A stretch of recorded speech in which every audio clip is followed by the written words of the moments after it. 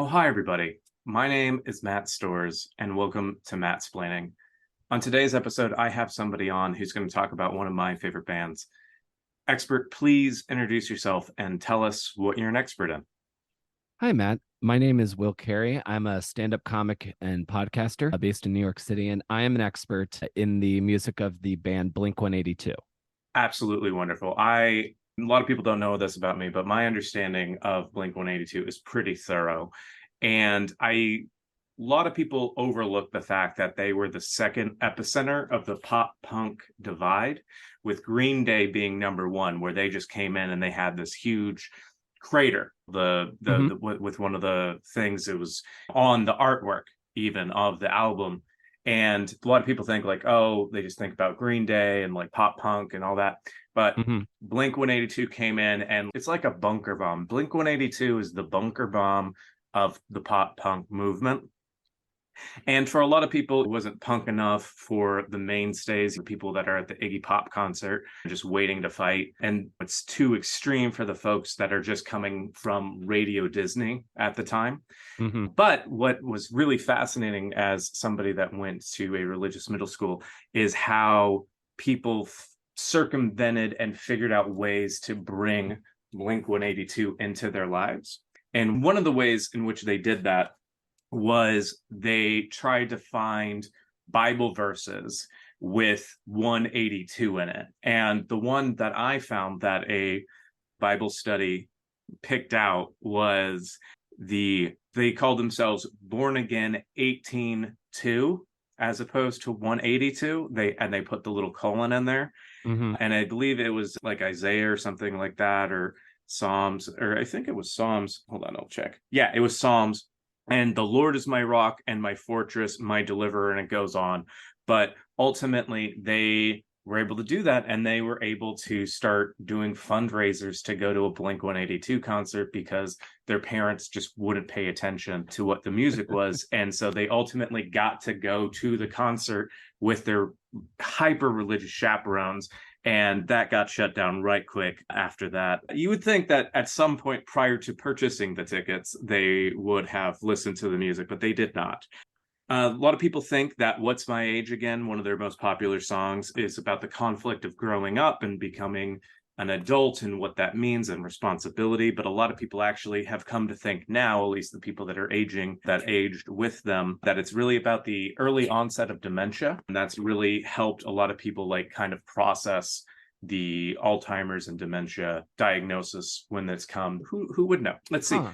Yeah, Travis was not the original drummer. Maybe not that many people know that Travis was not the original drummer.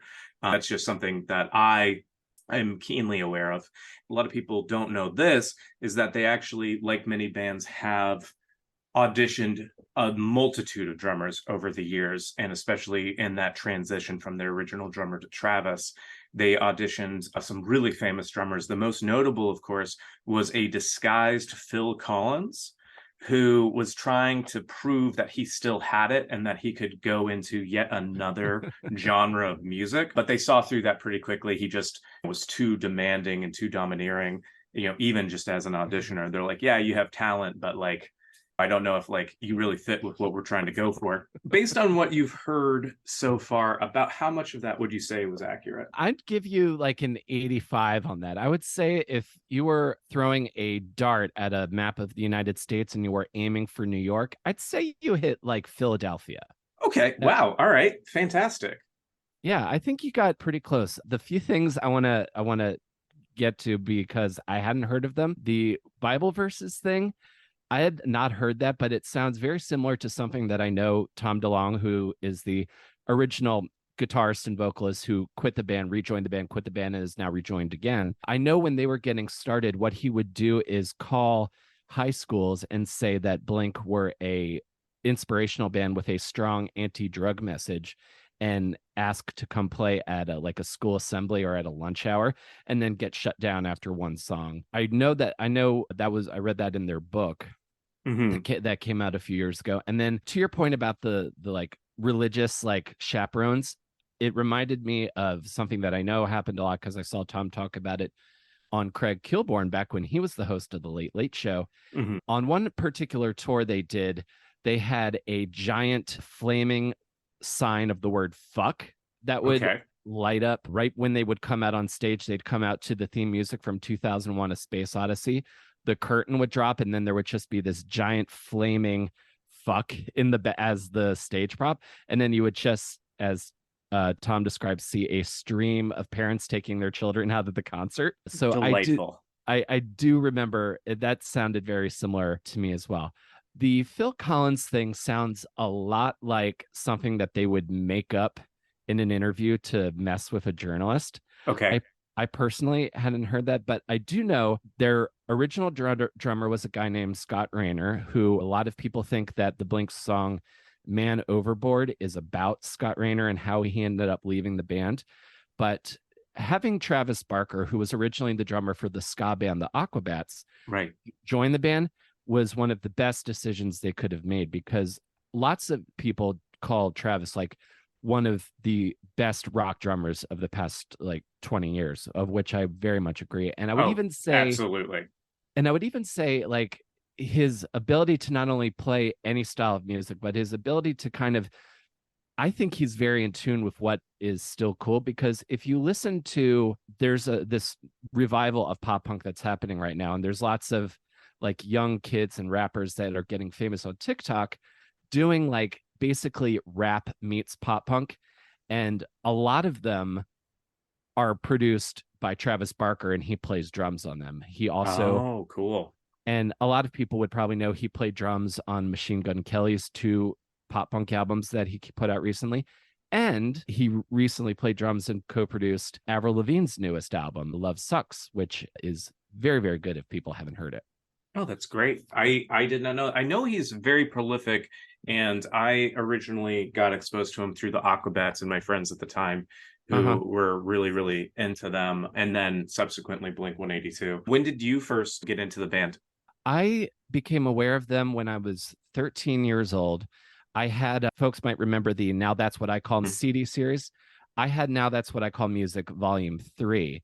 And I had originally got it because it had All Star by Smash Mouth on it. And then it also had What's My Age Again by Blink 182 on it. And I heard that song and was just entranced. I, to be completely honest, had never heard like pop punk chord progressions or like arpeggiated riffs that sort of like very famous do do do do do do do do in What's My Right. Age Again.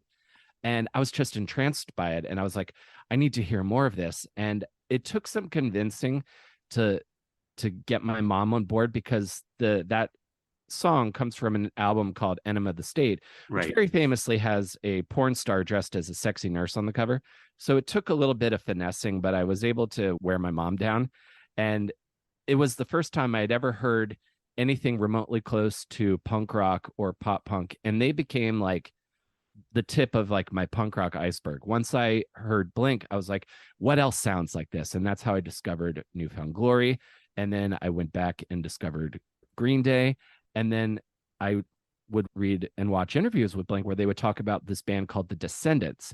And I went back into and found like the Descendants stuff, who are, to a lot of people, they are sort of like the progenitors. I don't even know if that's a word, but they're sort of like the patient zero for the sort of like cartoon character, bratty suburban kid, like dick and fart jokes brand of pop punk. That, Right. to your point, which I very much agree with, Blink 182 were sort of the second meteor impact of being a very influential pop punk band. Like for kids like me who are maybe too young for Green Day when Dookie came out in 94 or might have missed that, Hmm. Enema of the State was the one that got all of us. And I'm also pretty convinced that an entire generation of kids that got into playing guitar, playing bass guitar, did it because of Tom DeLonge or Mark Hoppus. Oh, absolutely. My first roommate in college was very clearly influenced. Like they had taken it from the pop punk and kind of gotten into like more emo and like very much their own kind of style of music by the time we got to college. But like you could I could bring it up with him like, oh, so what do you think about Blink 182? And he would sigh and be like, yeah, I really like him. And but he had that demeanor of like, okay, yeah, like maybe he doesn't, but it was just like, oh yeah, we can connect on this, even though we've all taken steps away from them as like a kind of a pivot point for our music tastes. Oh, certainly. Without them, I don't know if I ever would have discovered like hardcore punk or metalcore or any sort of like loud guitar music. They were the first band for me, and I have always loved them and will still always have like a place in my heart for them. They're just very very special to me and like mean a lot. Like really, I think steered me in the path of being creative in life. Absolutely, because I mean, they're just the natural. I've listened to the like live album. I remember distinctly listening to their live album when I was a kid and just thinking like, oh wow, these guys are so good on stage.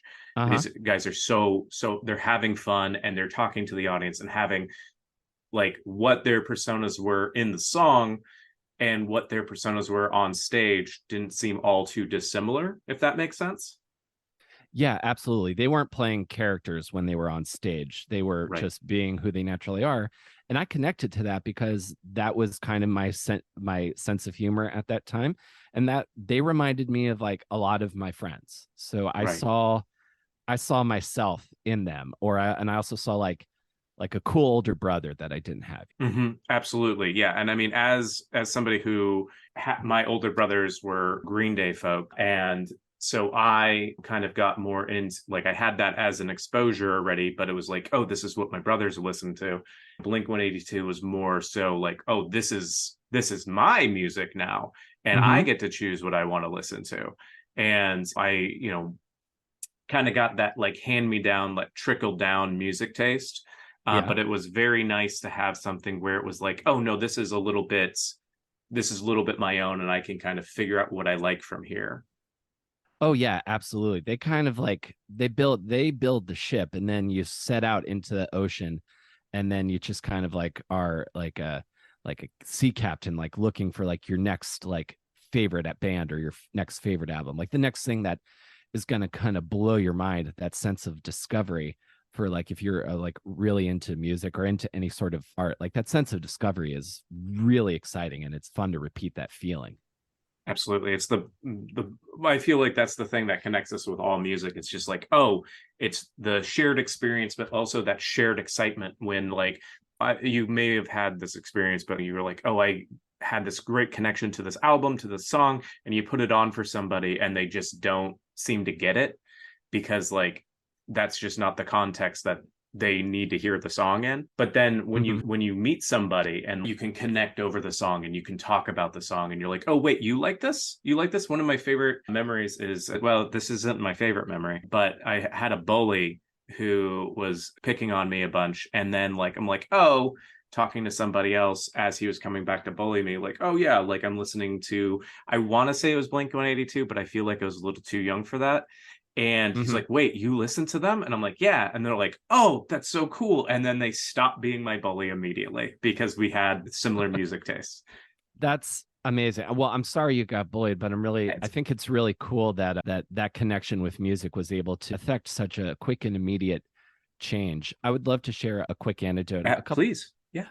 A couple years ago, I was traveling with my now wife in India, and we were staying in a city called Jaipur, and we were having breakfast at the hotel before we like move on for to the next city. It was kind of like one of those like multi-day tours where you're in different place every day.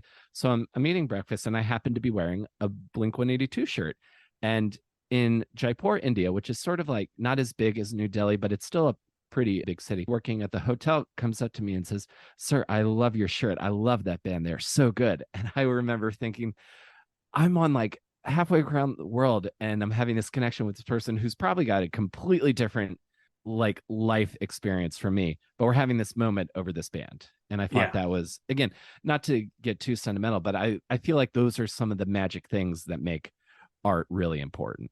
100%. I completely agree. Well, if people wanted to learn more about you or they wanted to learn more about Blink 182, what would you recommend to them? Where would you suggest that they look? Well, if you want to learn more about me, you can go to my website, which is awesomedisaster.com. That has links to everything that I do, and as well as all my social media, including my podcast Between Awesome and Disaster. Everything, as well as my solo acoustic music. I do a lot of stuff. Everything, links to everything I do are at awesomedisaster.com. And if you haven't listened to Blink 182 much before and you're curious, obviously their music is available everywhere that you stream music. I would recommend checking out my three favorite albums of theirs are Dude Ranch from 1997, Enema of the State from 1999, and then while Take Off Your Pants and Jacket from 2001 is amazing, I'd also recommend checking out their 2003 Untitled album, because that gives you a pretty representative sample of the kind of different styles they work in. Dude Ranch is towards the tail end of their more like Southern California melodic hardcore skate punk phase. Mm-hmm. Enema of the State, to me, is a absolutely perfect pop punk album. I wouldn't change anything about it. I think it is the best, one of the best albums in the genre ever made. And Take Off Your Pants and Jacket kind of picks up where that left off. But their Untitled album, they still kept everything that is great about them, but they really let themselves expand stylistically and incorporate a lot of different elements while still maintaining everything that I like about them, which is catchy songs, big guitars, cool bass lines, awesome drums, and lyrics that really hit you in the feels. Awesome. Thank you so much. I hope people go and check that all out. I think they're going to have a lot of fun.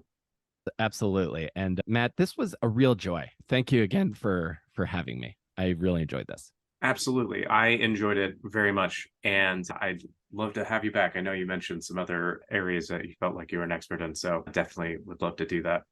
Yes, anytime. I get really into the stuff I get into, and I would love to talk to you about it anytime you'd have me. My name is Matt Stores, and this has been Mattsplaining.